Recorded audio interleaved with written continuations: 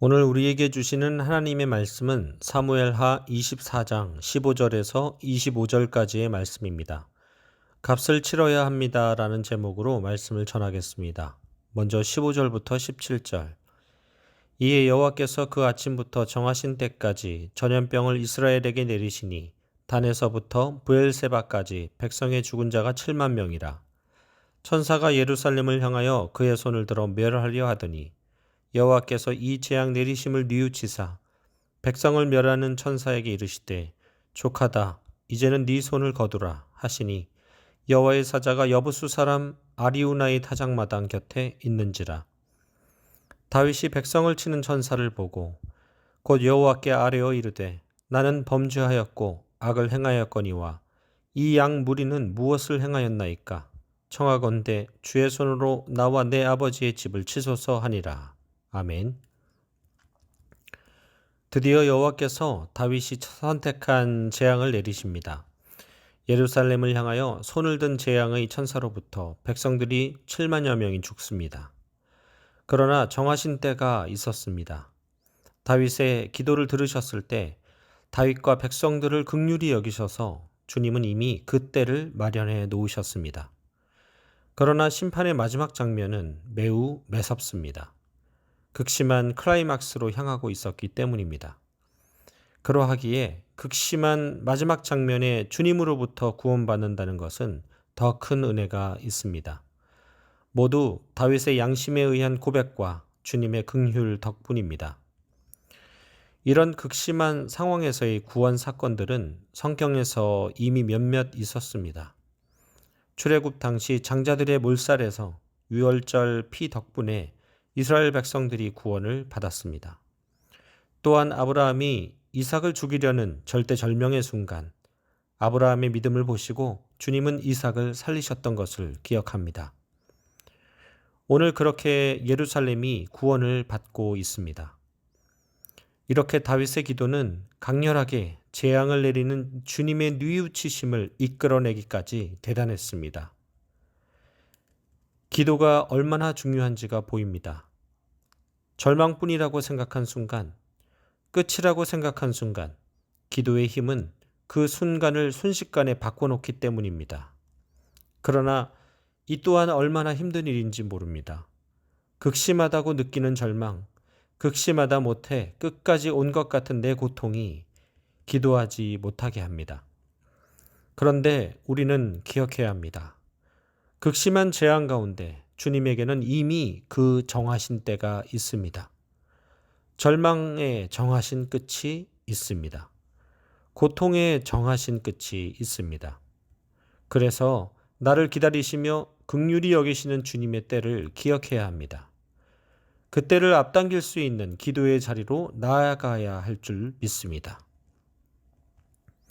그렇게 다윗의 기도도 변했습니다. 인구조사를 하면서까지 백성들을 수로만 생각했었는데 이제 진짜 죽어가는 내 가족, 내 백성으로 생각했습니다. 그래서 백성들을 치기보다 죄를 범한 자신과 내 가정에 재앙을 내려달라고 희생적인 기도까지 드립니다. 이렇게 기도는 양보다 질이 중요하다는 것을 알 수 있습니다. 18절부터 25절.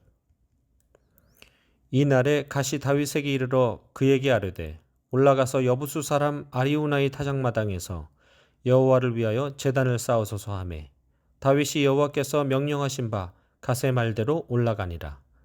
아리우나가 바라보다가 왕의 그의 부하들이 자기를 향하여 건너옴을 보고 나가서 왕 앞에서 얼굴을 땅에 대고 절하며 이르되 어찌하여 내 주 왕께서 종에게 임하시나이까 하니 다윗이 이르되 네게서 타작마당을 사서 여호와께 제단을 쌓아 백성에게 내리는 재앙을 그치게 하려 함이라 하는지라.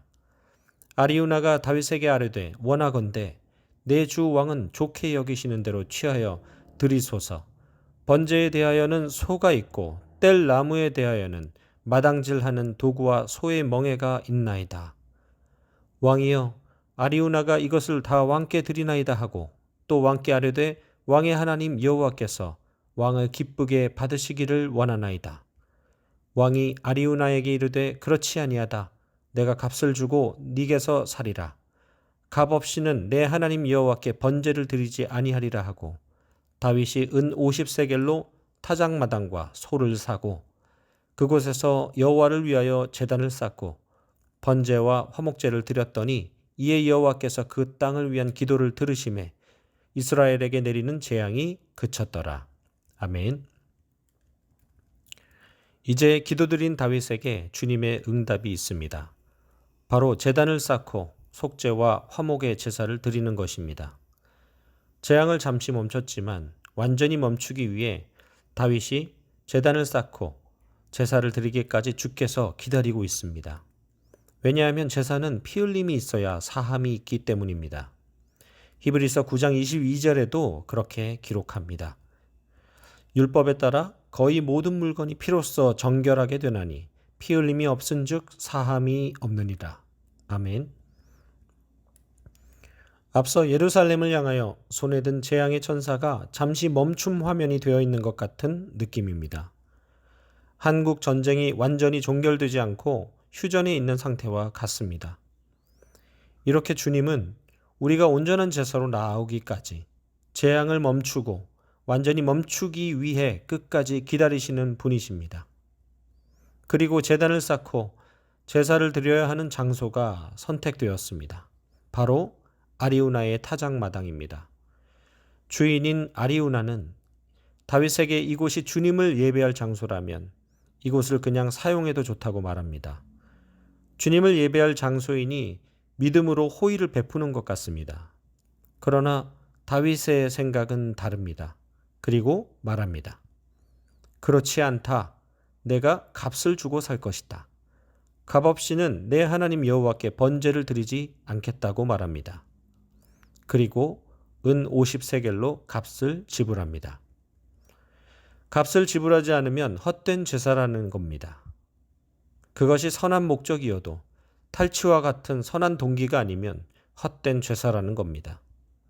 참 예배에 대한 깊은 울림이 있습니다. 예수님도 그랬습니다. 사람들의 죗값을 대신 치르고 죄인들의 예배를 회복시켰던 것처럼 말입니다. 그렇게 제단 위에 드린 제사로 하나님은 그 땅을 위한 기도를 들으셨습니다. 잠시 멈춤의 재앙이 아니라 이제 재앙이 완전히 소멸되었습니다. 백성과 하나님 사이의 관계가 다시 회복되었습니다. 그리고 다윗이 제단을 쌓은 이곳이 예루살렘 성전이 되었습니다.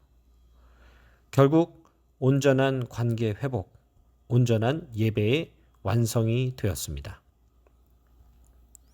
말씀을 맺습니다.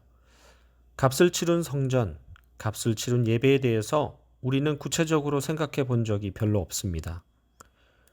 그러나 오늘 말씀을 통해 값이 치러진 성전과 예배가 얼마나 소중한지가 보입니다. 그리고 우리 교회 입장에서는 지금 성전 건축의 완성을 앞두고 많은 값들을 치러내고 있고 또 앞으로 더 치러내야 되는 숙제들이 보입니다. 그것이 돈의 문제이든 시간의 문제이든 사람과 관계의 문제이든 지금 현재 드려지고 있는 예배 장소에 대한 문제이든 앞으로 계속 잘 감당해야 할 것들이 있습니다. 그러나 더 중요하게 치러야 할, 더 중요하게 값을 지불해야 할 성전, 그리고 우리의 예배가 있습니다. 그것은 바로 우리 자신입니다. 아리우나가 제안했던 쉽게 취득할 수 있었던 성전처럼 습관처럼 드리는 예배와 쉽게 접근했던 나의 신앙생활을 다시 수정해야 합니다. 나를 드리는 헌신의 값을 더 치러내야 합니다. 다윗처럼 나를 희생하는 값을 치러내야 합니다. 기도의 값을 더 치러내야 합니다. 예수님도 그 죽음으로 값을 치르시고 나를 얻으신 것처럼 말입니다. 그렇게 값을 치른 성전, 값을 치른 예배가 새 성전을 앞둔 우리 모두에게는 새로운 축복과 은혜의 기회가 될 줄 믿습니다. 이것을 통해 주님과 관계가 더 회복된 개인, 더 회복된 가정으로 우리 모두도 다윗처럼 새로운 제단, 새로운 성전을 맞이할 수 있기를 소원합니다. 기도하겠습니다. 하나님의 사랑과 은혜에 감사합니다. 오늘 하루도 예수님이 이 예수님의 너무 큰 사랑의 값을 기억하게 해 주십시오. 우리도 다윗처럼 예수님처럼 그 값을 알고 지불할 줄 아는 참된 성도들이 되길 원합니다. 예수님의 이름으로 감사하며 기도합니다. 아멘.